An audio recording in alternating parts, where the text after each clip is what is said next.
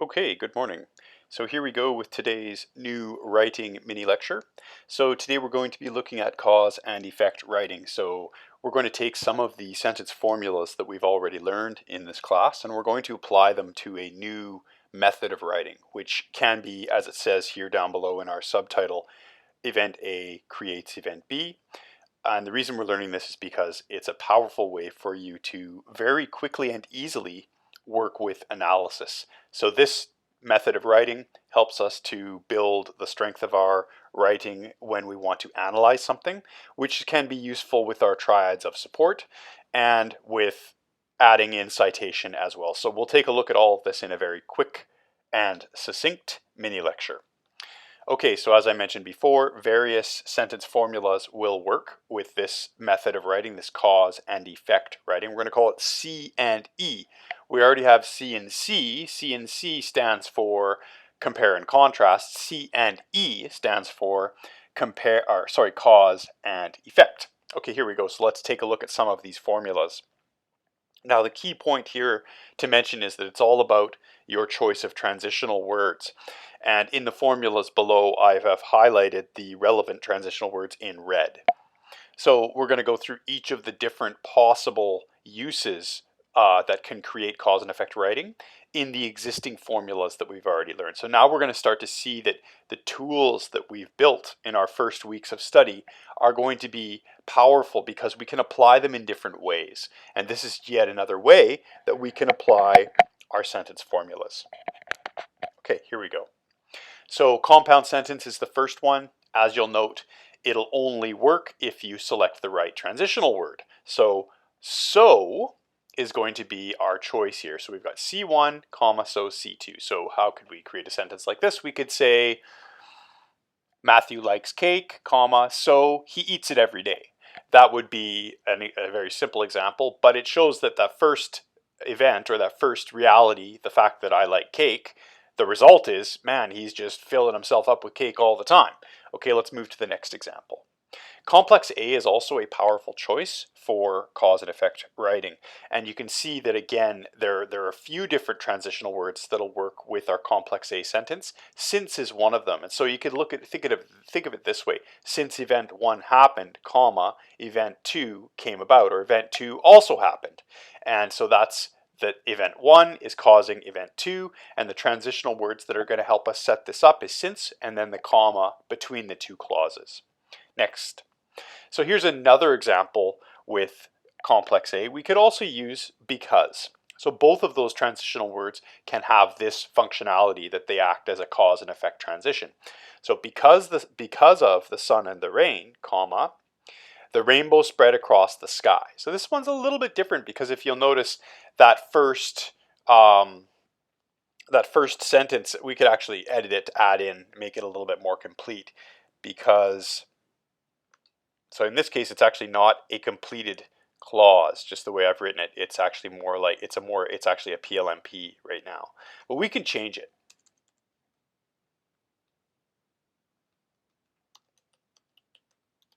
There we go. Now we're back on track. So this is natural too. Sometimes in the event of preparing a lecture like this, I'm working through it and I'll write something and I don't even notice that what I've written isn't exactly what I wanted. So in that case, when you notice something, you edit it. And this is also a valuable step of the writing process, is the editing process. So when you notice something is wrong, fix it on the spot. Okay, so now let's take a look at this next example. Because the sun and rain was falling, comma, now it's a complete sentence. Now it's a complete clause because it does have the verb was falling. Before it was just a PLMP. So I've altered it to make it match the sentence formula that I wanted it to represent. Because the sun and rain was falling, comma, the rainbow spread across the sky. Now you can notice I've also added a slight note at the back here that we can actually reverse the order and reverse the structure and use complex B instead. You could say the rainbow spread across the sky because the sun and rain was falling, period. It's not as natural, but it is grammatically correct. And it does show us that complex B in some cases can be used to create these cause and effect sentences. However, I feel that these two complex A examples that I've provided are more solid as examples, so I'm going to promote the use of complex A. You can play around with the secondary structure, that complex B, if you want. Okay, here's another example.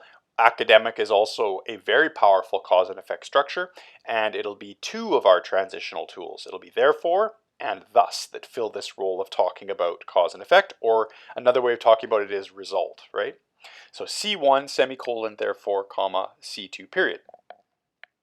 Let's see if I can make up a sentence here, cause and effect sentence here.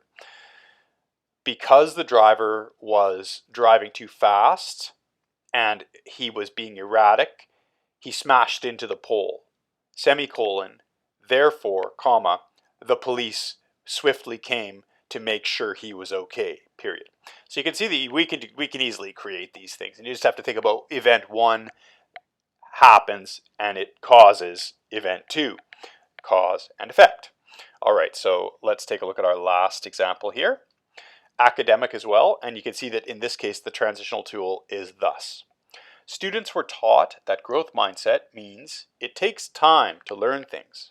Semicolon, thus, comma, they were patient and their results improved with concentrated efforts.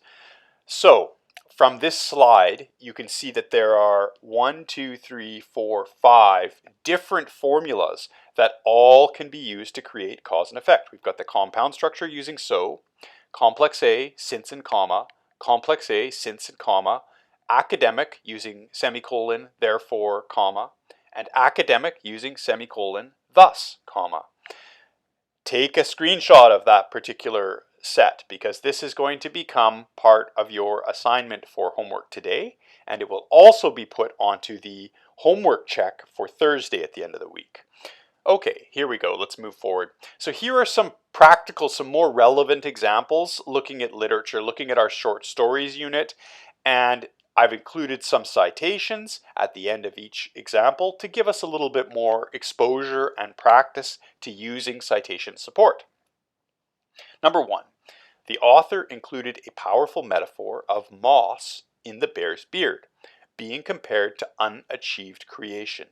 Semicolon, thus, comma, readers can unpack the bear's overall symbolic connection to nature. Brackets, Finlayson, comma, 2001, A, comma, P dot space 3, close the brackets, period. So everyone take note of the way the citation sits at the end here.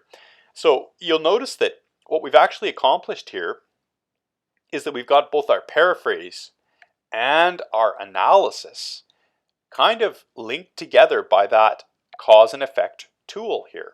So you're actually able to make your paraphrase and your analysis of the paraphrase live together in one sentence. So this is quite a powerful way for you to tighten up your triads. So if you're writing an essay, for example, and you notice that your word count is way over the limit, this is one method you can use to kind of make things a little bit more compact, a little bit more tight. Okay, let's take a look at the second example.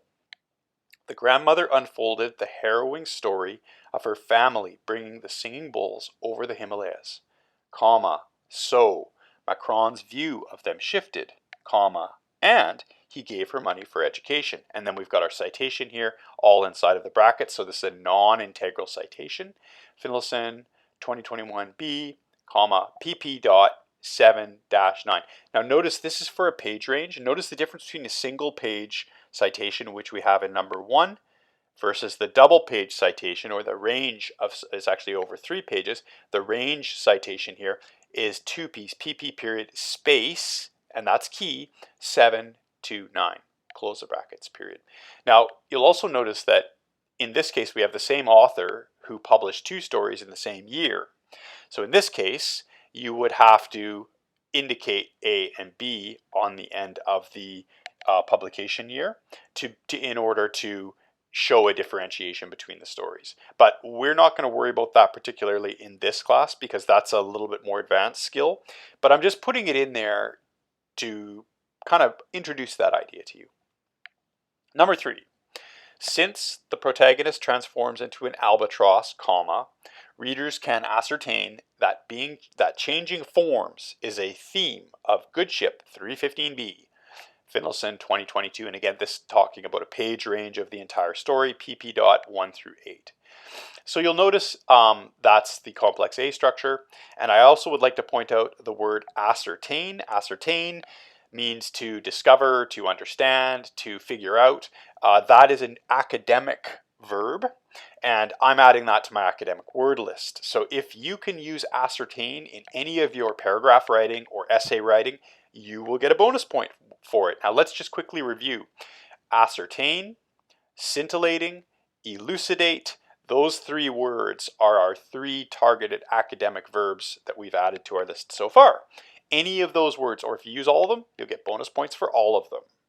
Okay, finally, let's move into the challenge for today's writing task. So you're going to practice your cause and effect writing of sentences. I would like you to write 5 cause and effect sentences, and I would like you to try to practice using each formula that I introduced in slide 1. The topic is any of the short stories that we covered in our short story unit. The Legend of Old Mossy, The Singing Bulls of Pokhara, A Real Live Tiger Hunt, and The Good Ship 315B. These 5 sentences will be part of the submittable homework check, which will be due on Thursday. Okay, great. I hope this was clear. If you have any questions, we'll quickly cover it again. We'll quickly give you the chance to ask those questions in class tomorrow.